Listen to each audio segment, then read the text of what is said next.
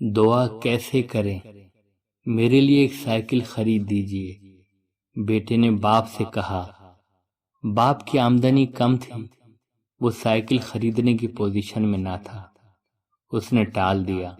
بیٹا بار بار کہتا رہا اور باپ بار بار منع کرتا رہا۔ بالآخر ایک روز باپ نے ڈانٹ کر کہا، میں نے کہہ دیا میں سائیکل نہیں خریدوں گا، اب آئندہ مجھ سے اس قسم کی بات مت کرنا۔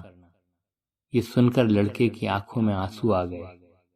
وہ کچھ دیر چپ رہا، اس کے بعد روتے ہوئے بولا، آپ ہی تو ہمارے باپ ہیں، پھر آپ سے نہ کہیں تو کس سے کہیں؟ اس جملے نے باپ کو تڑپا دیا۔ اچانک اس کا انداز بدل گیا۔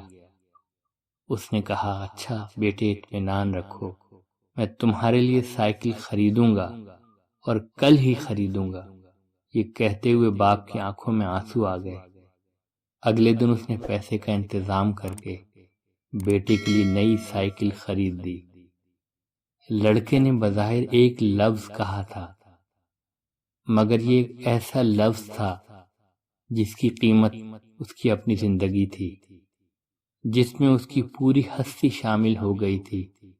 اس لفظ کا مطلب یہ تھا کہ اس نے اپنے آپ کو اپنے سرپرست کے آگے بالکل خالی کر دیا ہے۔ یہ لفظ بول کر اس نے اپنے آپ کو ایسے نقطے پر کھڑا کر دیا جہاں اس کی درخواست اس کے سرپرست کے لیے بھی اتنا ہی بڑا مسئلہ بن گئی جتنا خود اس کے لیے۔ اس واقعے سے سمجھا جا سکتا ہے کہ ذکر الہی کی وہ کون سی قسم ہے جو میزان کو بھر دیتی ہے اور جس کے بعد اللہ کی رحمتیں بندے کے اوپر امڑ آتی ہیں۔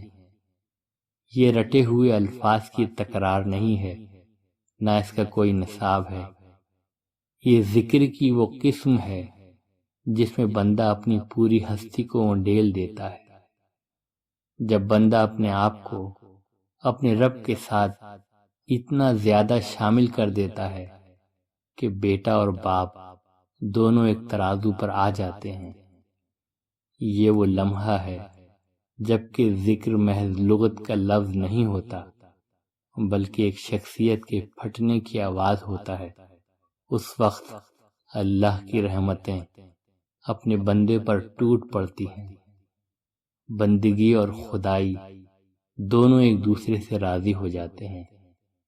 قادر مطلق عاجز مطلق کو اپنی آغوش میں لے لیتا ہے۔